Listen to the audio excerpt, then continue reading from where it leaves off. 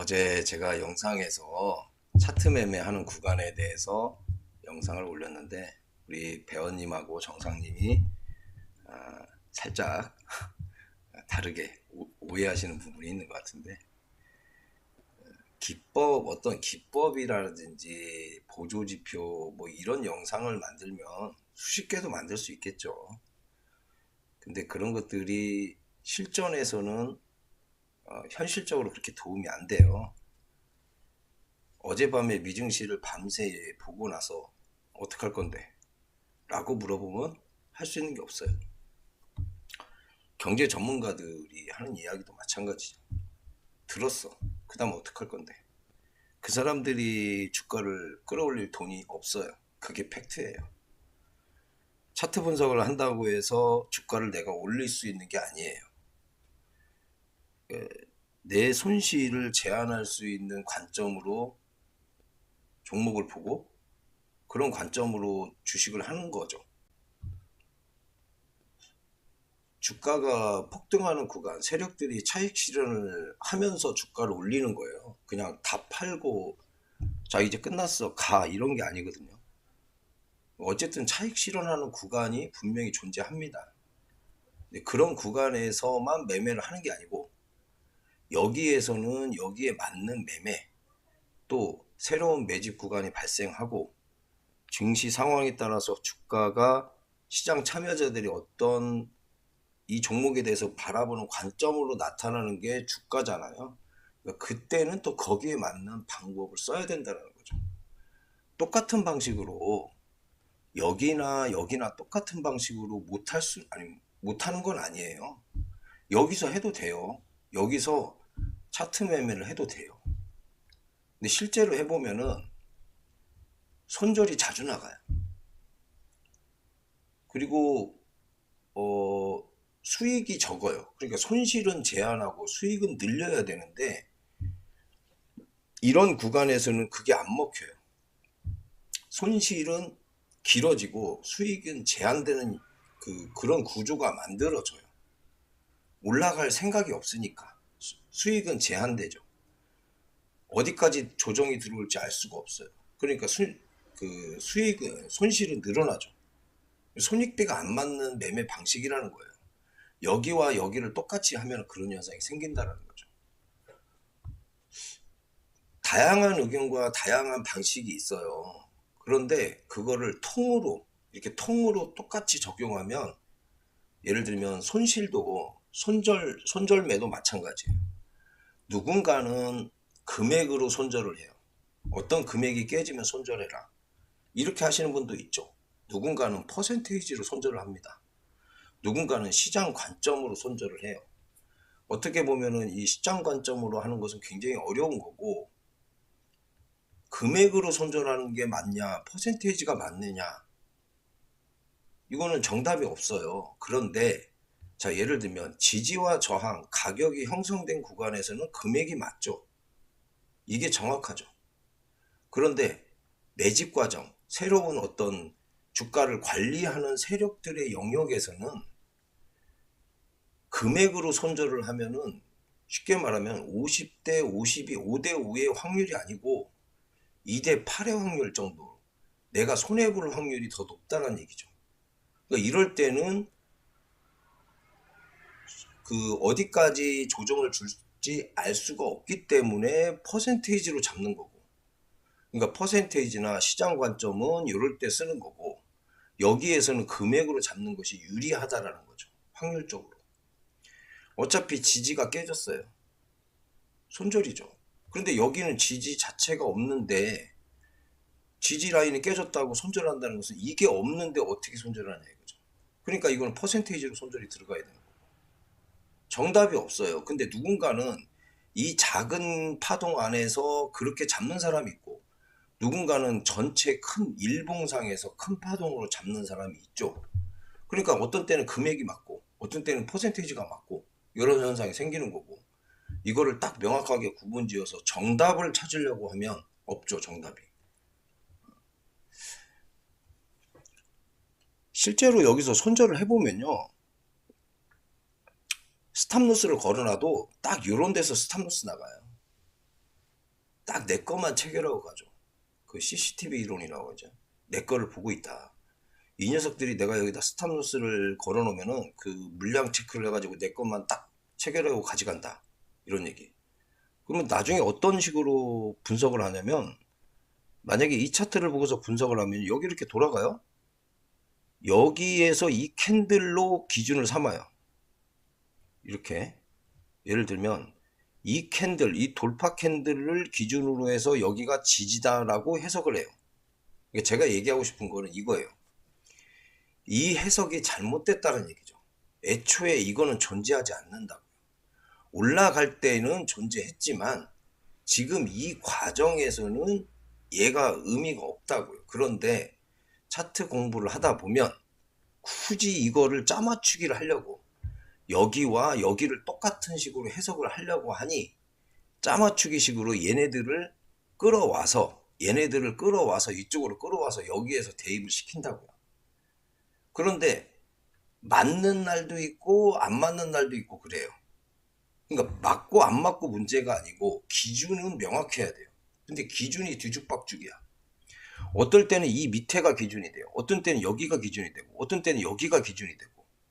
이거는 내가 여기에서를 짜맞추기 하다 보니까 이런 현상이 생기는 거죠. 그래서 매매 방식을 관점을 다르게 보는 게 좋겠다. 뭐 그런 얘기예요.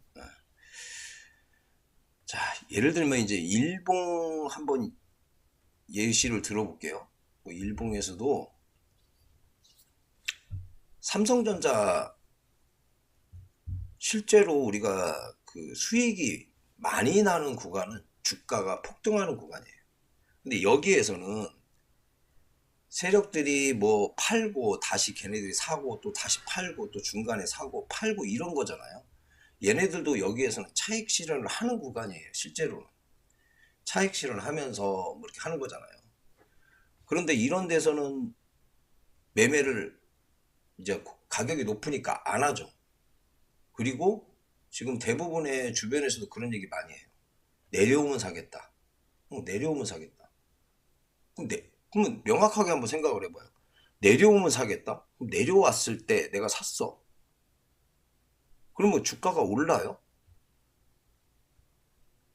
내려온다라는 것 자체가 이상한 건데 이렇게 갔다 내려와 이렇게 여기까지 내려왔어. 그럼 이게 지지 라인이 되냐 이거죠. 안 된다는 얘기예요. 여기가 지지 라인이 아니라고요. 그러니까 내려왔을 때 산다라는 그 관점은 지지와 저항 관점으로 보는 게 아니고 새로운 파동을 준비하기 위한 과정으로 내가 인식하고 봐야지, 여기에서 과거에 올라갈 때 만들어졌던 이런 라인들을 지지와 저항으로 관점으로 보면은 이렇게 내리면은 가요? 안 간다고요. 생각처럼 안 간다고요. 오래 걸린다고요. 그러니까 이제 보통 그렇잖아요. 이게 3년 주기로 이렇게 폭등할 때 뉴스에 팔아라 막 그 미용실에서도 주식 얘기하고 뭐 그런 얘기들이 뭐냐면 그리고 나서 어떻게 해요? 싸게 산다라고 샀다가 물리죠. 계속 물타기 하고 또 몇 년 있다가 올라가면 역시 존버는 승리해 이런 얘기 나오는 거고 지금 마찬가지예요. 그리고 예를 들어서 이런 관점에서는 여기에서는 사실 시장이 명확하지가 않았잖아요. 여러분들 그 최근에 매매하시는 분들은 다들 이해하시잖아요. 여기가 바닥이네 뭐네 그런 얘기는 의미가 없는 얘기고 여기는 가격이 명확하지 않은 구간이었고 85,000원 여기가 이제 기준가가 된다라고 저는 봤어요. 85,000원 이후로는 주가가 매집하는 구간이 아니고 방향이 결정된 구간이고 여기는 방향이 결정이 안 된 구간이고 이럴 때 길게 들고 있다가 여기 이 구간에서 많이 팔았잖아요. 대부분이. 이런 데서 오히려 산 사람들은 오래 안 기다리고 빨리 수익이 나는 거고. 그런데 갑자기 이제 여기 가다가 이제 내리면 그때서부터 아 내가 여기에서 여기를 지지할 거야. 보통 이런 분석을 해요. 여기를 지지할 거야. 뭐 이런 얘기들. 중요한 금액이니까 하면서 여기를 지지할 거야. 그러면서 여기에서 어떻게 해요? 분할 매수해라.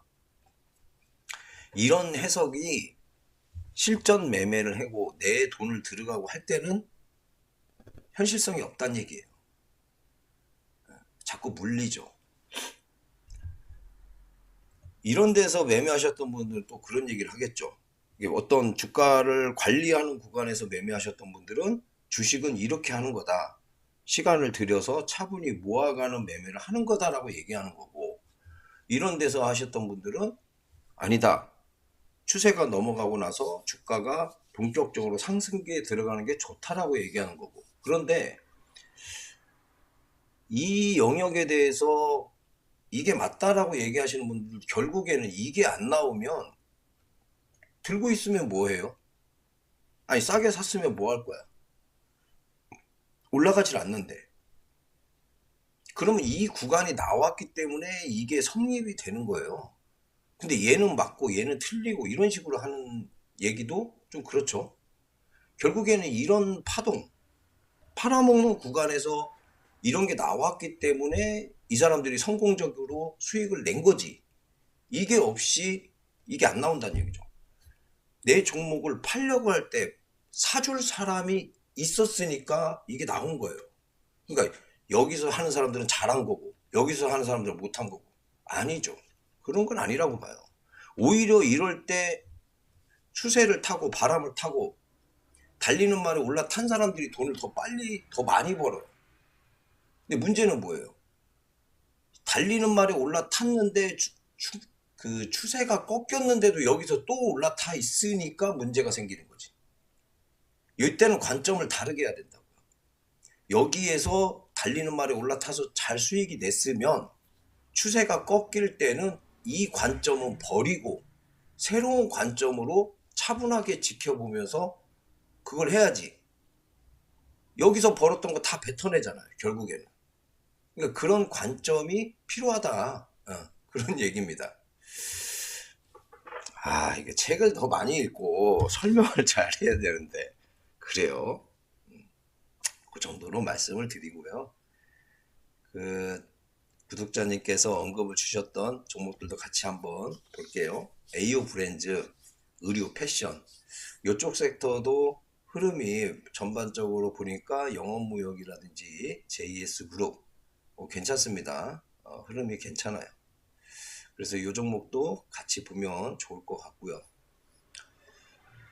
제가 며칠 전에도 요거 그 LF라는 종목 요것도 이제 그 제가 작년 초에 한번 언급을 드렸던 그런 종목인데 대략적으로 이런 얘기예요. 요것도 이제 그렇게 보시면 돼요. 이 구간에서 뭐 매집을 했든 뭘 했든 회사의 가치를 보고 투자를 했든 뭐 했든 그렇게 들고 있는 사람들도 있잖아요. 이게 주봉의 차트의 모습인데 대략적으로 여기에서 올라간 게 대략 한 40% 넘게 올라갔어요. 그러니까 여기에서 판 사람들이 실제로 많아요. 많아요. 어떻게 보면은 이렇게 사 모아가는 매매를 했다가 시간이 벌써 5년, 6년 지나가니까 주가가 올라가니까 여기에서 이제 또 박스권 매매를 할 수도 있고 어쨌든 팔았죠. 이 구간은 박스권 매매로 해석하는 분들도 있겠죠. 근데 팔았어요. 그런데 어떻게 돼요? 주가가 만약에 여기에서 이렇게 치고 올라가 버리면 여기는 시세를 분출하는 구간이잖아요.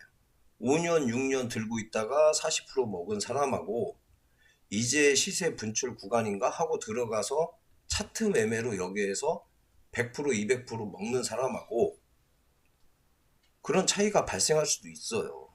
그래서 여기에서 가지고 있던 관점과 좋은 종목이라면 또 이런 얘기도 있죠. 좋은 종목이라면서 여기서 팔아버려. 그리고 싸게만 살려고 해. 싸게 살 구간이 있고 제값 주고 살 구간이 있어요. 근데 무작정 싸게만 살려고 하니까 놓치죠. 그리고 나중에 뭐 팔지 말 걸 내가 팔았더니 날라가더라 이 얘기가 나오는 거예요. 뭐 이런 관점. 그러니까 이 분봉에서도 이런 얘기잖아요. 요거 LF라는 것도 이런 얘기예요. 여기에서 매집을 해요. 뭐 이게 사 모아갔다고 쳐요. 아침에 팔아버리잖아요. 아침에 팔아서 수익이 나요.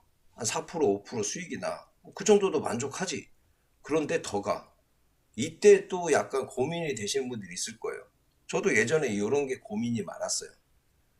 이때 내가 다시 살 수 있는 어떤 명분, 나를 이해시킬 수 있는 이거, 여기서 샀을 때 떨어졌을 때 손절에 대한 어떤 기준, 그거를 나를 이해를 시켜야 되는 거예요. 그래서 이런 얘기를 드리는 거예요. 그러면 이럴 때는 이런 매매, 이럴 때는 이런 매매를 유도리 있게 해야 된다. 그런 얘기고요. 이럴 때 팔고 나서 날라가 이제 창 닫았는데 날라가면 환장하지. 자, 그 다음에 패션 의류 잠깐 봤고요. 아스테라시스 요거는 의료기기 쪽인 것 같습니다. 의료기기. 자, 요것도 여기 이제 16,000원대 여기 저항이 마지막에 남아있기 때문에 근데 지금 나머지 한번 볼까요? 뉴로핏, 한스 바이오메드, 메디아나, LNC 바이오, 원텍 뭐 이런 거 그리고 또 CG 메디텍 이런 거를 보면은 아스테라시스도 지금 시기에서는 올라갈 시기가 되지 않았나 이렇게 좀 보여집니다.